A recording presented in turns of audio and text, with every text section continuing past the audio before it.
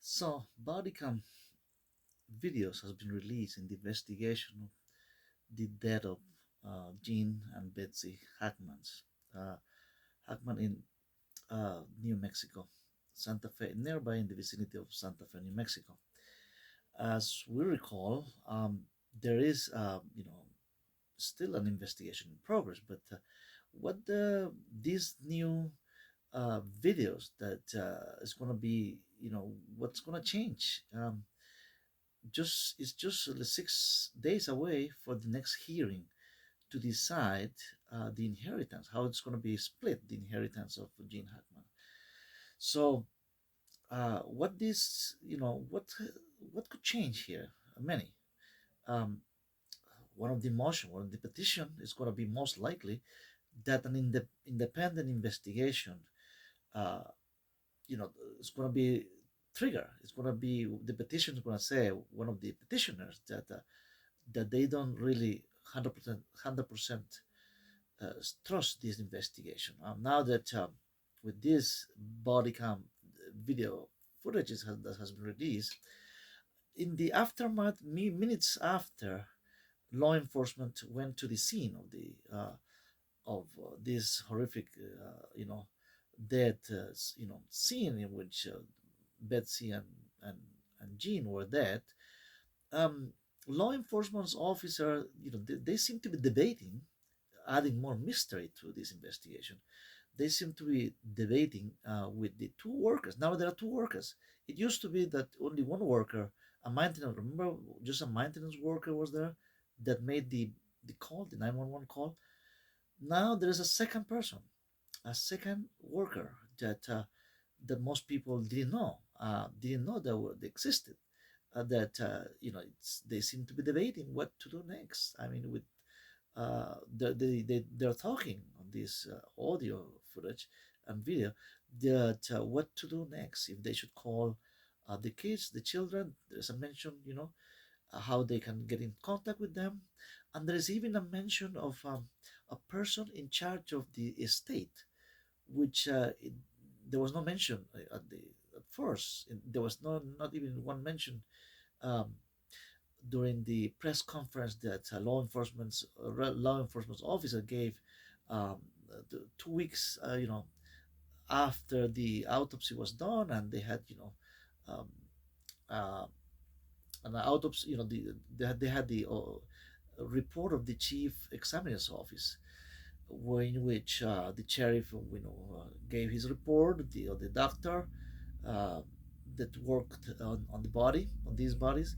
um, it's a mystery, really, how things are. Just 6 days before the next hearing, which was going to be decided this $80 million, or approximately. Because there's not exact precisely what exact amount of money we're talking about here, but the most likely it's around $80 million. That's the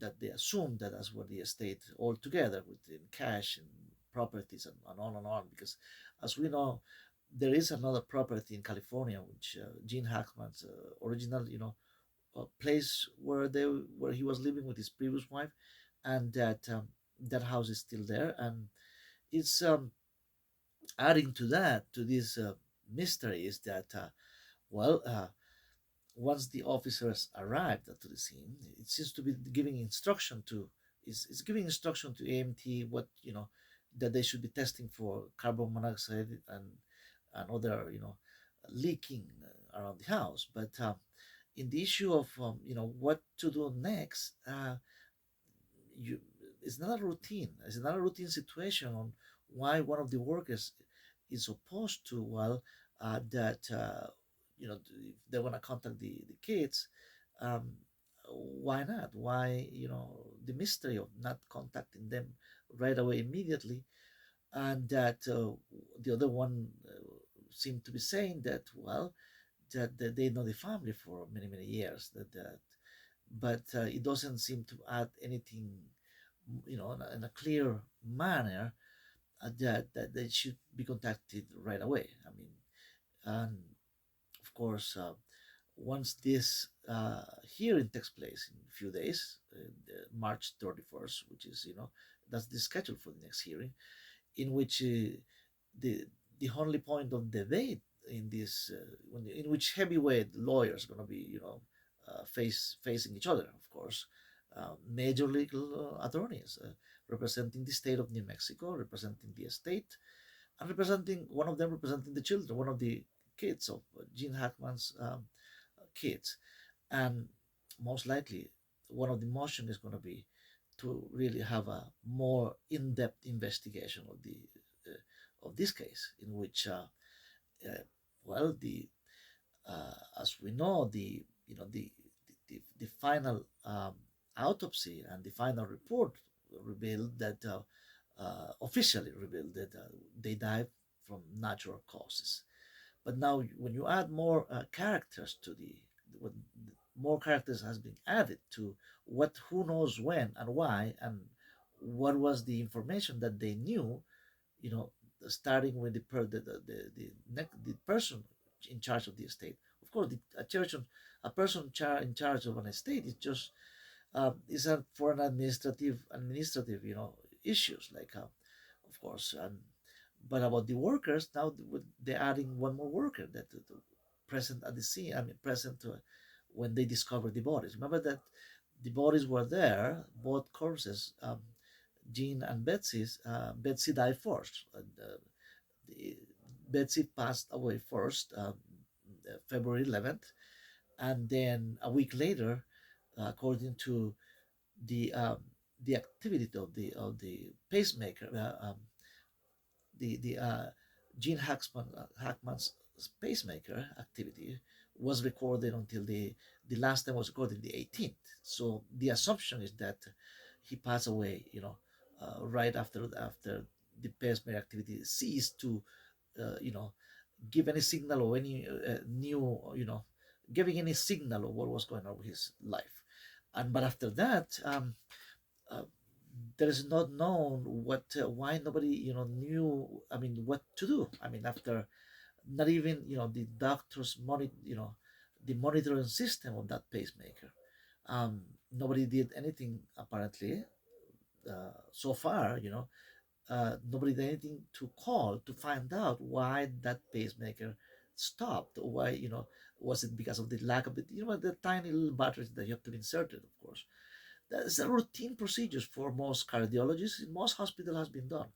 Of course, Mayo Clinic in Cleveland and the other hospital, Columbia University Hospital in New York, and in Houston, uh, they do amazing, amazing kind of amazing work with the heart issues. And as you recall, um, years ago, President Clinton, when he went to different uh, hard issues, which is still hard situation. President Clinton, uh, he went when he was his procedures, the procedure that was done on him for his heart, adding pacemaker, adding devices, was very much in public eye. What they did in this place, Columbia University Hospital in New York City, and which is state of the art facility in which um, these procedures are very routine for them. And what happened was that it did work. It did work for, uh, and it's been still working after so many years. It's that this issue of heart, inserting pacemaker on somebody's heart, it's been done for many years, more than 30 years ago. More than 30 years ago, when the first heart transplant took place.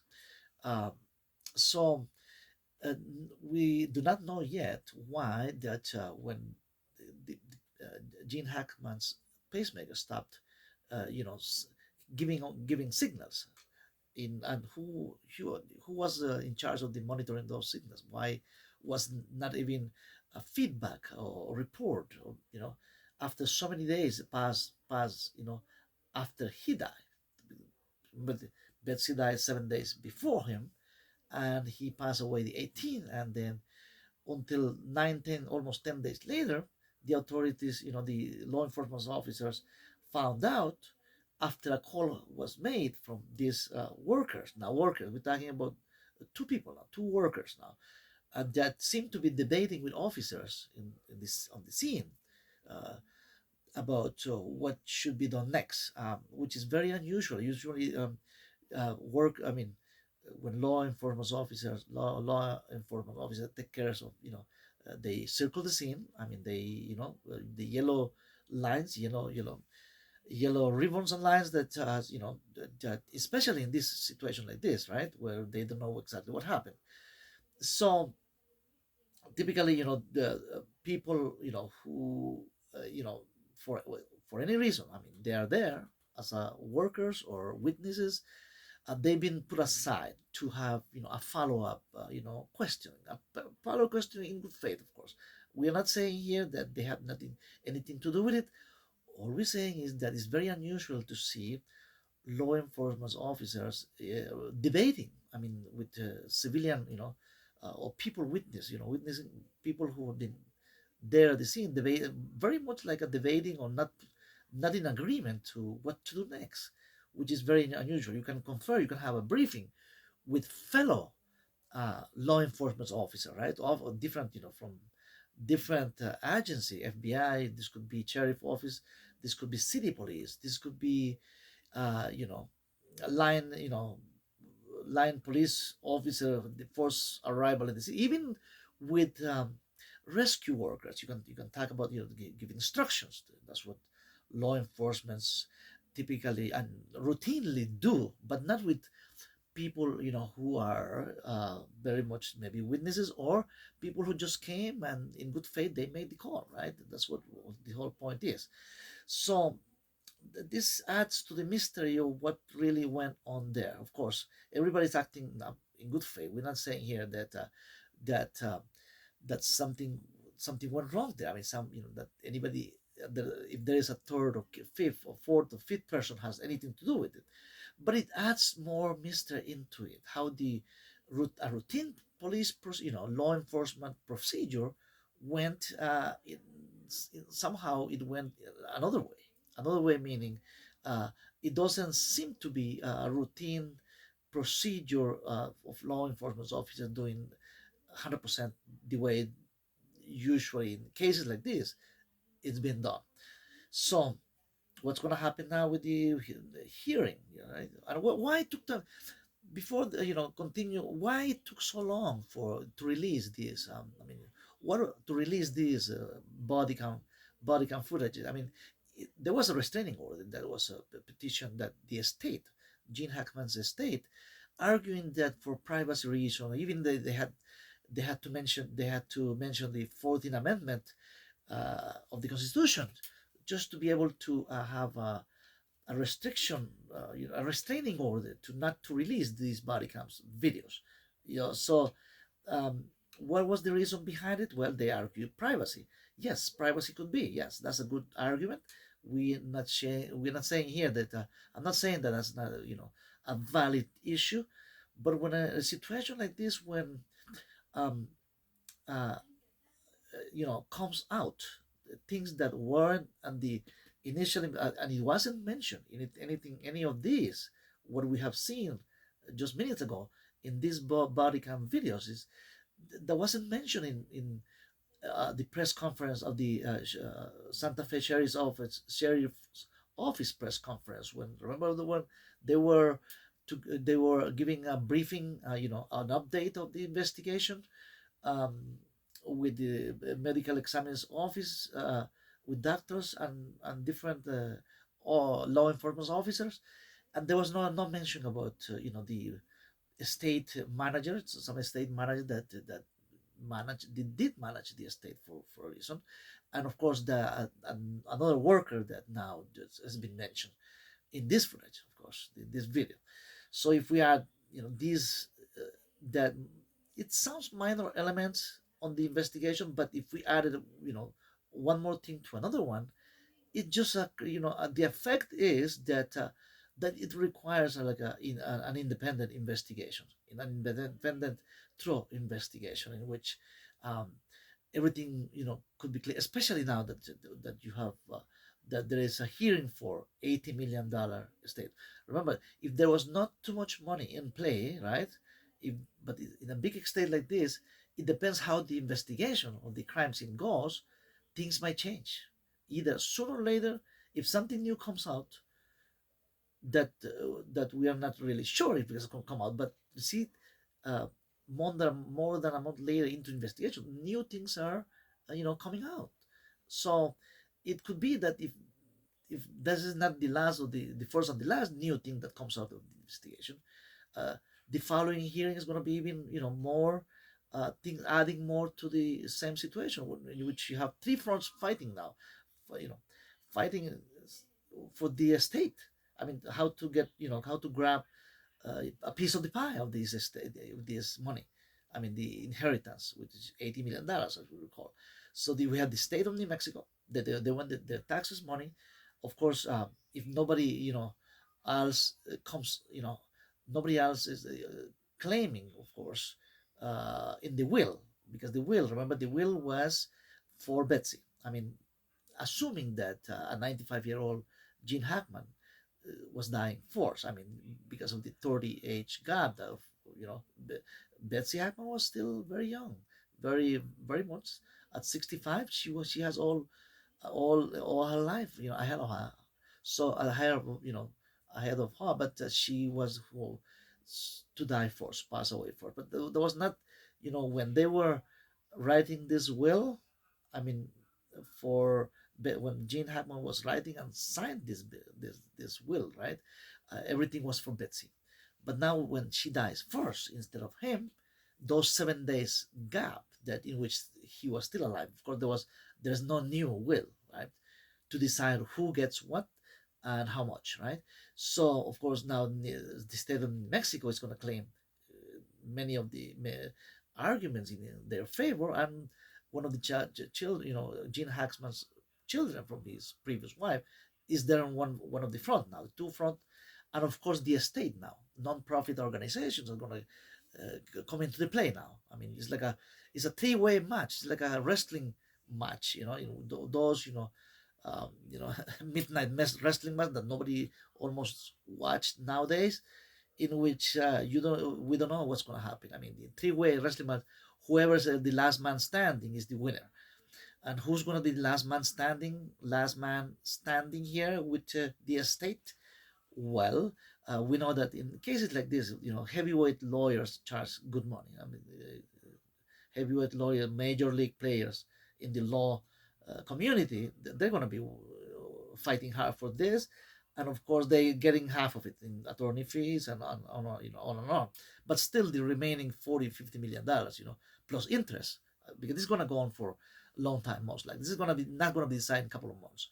This going to be There are going to be appeals, and if there is any independent investigation, right, which I'm sure that's going to be. Some of the petition is going to be, and so the money is going to be on hold. There is no release of any estate, no release of bank statement, or transfer any money from this inheritance until a final, um, until everybody's happy about uh, the result of the totally final investigation. So we'll keep you posted. Thanks for watching, and see you in the next video. Uh, and if you haven't subscribed, please subscribe and give us a thumbs up. If you like this video and content. Thanks a lot. Have a great evening. Bye bye. Thanks.